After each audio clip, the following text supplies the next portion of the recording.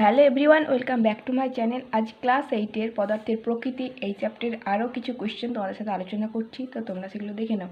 First question আছে, nitric অক্সাইডের gas জারের মুখ খুললে কী বর্ণের গ্যাস নির্গত হতে দেখা যাবে এবং কেন? এখানে বলেই দিচ্ছে যে একটা গ্যাস নির্গত হবে, আর সেটা কী বর্ণে সেটা জানতে চাইছে এবং কেন। নাইট্রিক অক্সাইড হচ্ছে NO, এটা হচ্ছে কালারলেস গ্যাস, তাই এর কোনো বর্ণ নেই। কিন্তু এই গ্যাস জারের মুখটা যখন খোলা হয় তখন সেটা থেকে যে গ্যাসটা বের হয় তার রং হচ্ছে বাদামি। তাহলে কী বর্ণের গ্যাস নির্গত হবে? বাদামি বর্ণের। এর কারণটা কি? এই নাইট্রিক অক্সাইডের গ্যাসের মুখটা যখন খোলা হয় তখন বাইরের যে অক্সিজেন তার সংস্পর্শে এসে এই নাইট্রিক অক্সাইডটা নাইট্রোজেন ডাইঅক্সাইডে পরিবর্তিত হয়, যার জন্য তখন যে গ্যাসটা নির্গত হয় তার বর্ণ হয় বাদামি। এখানে কেমিক্যাল রিয়াকশানটা দেওয়া হয়েছে, NO নাইট্রিক অক্সাইডের সঙ্গে অক্সিজেনের বিক্রিয়ায় নাইট্রোজেন ডাইঅক্সাইড উৎপন্ন হয়, আর নাইট্রোজেন ডাইঅক্সাইডের কালার হচ্ছে বাদামি, তাই এই বাদামি বর্ণ আমরা দেখতে পাই। এটা তাহলে একটা কেমিক্যাল চেঞ্জ বা কেমিক্যাল প্রপার্টিস, ঠিক আছে। নেক্সট হচ্ছে এই যে নাইট্রিক অক্সাইড, তার বাদামি যে বর্ণ, এটা একটা এর বর্ণ দ্বারা আমরা চিনতে পারলাম, আর এটা হচ্ছে নাইট্রিক অক্সাইডকে আমরা চিনলাম এই কেমিক্যাল প্রপার্টিসের সাহায্যে।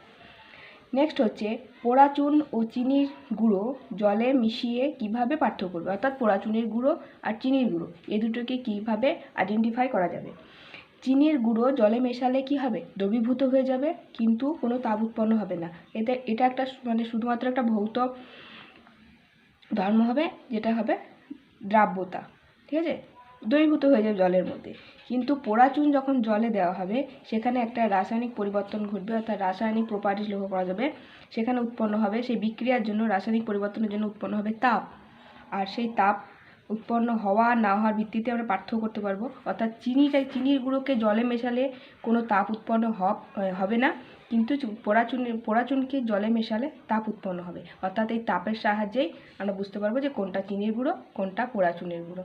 ওকে, এখানে পোড়া চুনের যে রাসায়নিক পরিবর্তনটা হয় সেটা দেখো, ক্যালসিয়াম অক্সাইড জল দিলে পরে ক্যালসিয়াম হাইড্রক্সাইডে পরিণত হয়, ঠিক আছে, আর সঙ্গে তাপ উৎপন্ন হয়। এই তাপটা কিন্তু এই চিনি জলের সঙ্গে মেশালে, এই পরিবর্তনটা যেহেতু রাসায়নিক হয় না, তাই এখানে তাপ উৎপন্ন হওয়ার কোনো প্রশ্নই থাকে না। নেক্সট হচ্ছে, চিনি ও নুনের স্বাদ গ্রহণ না করে এদের চিনতে পারবে কি কোনটা কি? অর্থাৎ আমরা কোনো টেস্ট না নিয়েই চিনির গুঁড়ো আর নুনের গুঁড়ো দুটোই তো সাদা, তো সেটাকে কিভাবে পার্থক্য করতে পারবো কোনটা চিনি কোনটা নুন?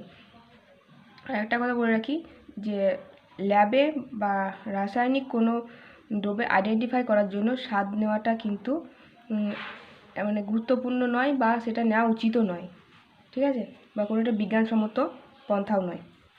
চিনি আর নুনের স্বাদ গ্রহণ না করে তাহলে আমরা কীভাবে করতে পারবো? এদেরকে যদি আমরা হিট করি অর্থাৎ গরম করি তাহলে এদেরকে আমরা চিনতে পারবো।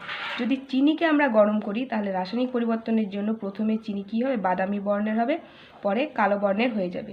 কিন্তু নুনকে উত্তপ্ত করলে এমন বর্ণের কোনো পরিবর্তন হবে না, ফলে এদের এভাবে চেনা যাবে কোনটা চিনি কোনটা নুন। অর্থাৎ চিনিকে যদি আমরা উত্তপ্ত করি তাহলে সেটা কালো রঙে পরিণত হবে, কিন্তু নুনের ক্ষেত্রে এরকম কোনো রাসায়নিক পরিবর্তন হয় না বলে সেটা থেকে এই কালো রং বা কোনো বর্ণের সৃষ্টি হবে না।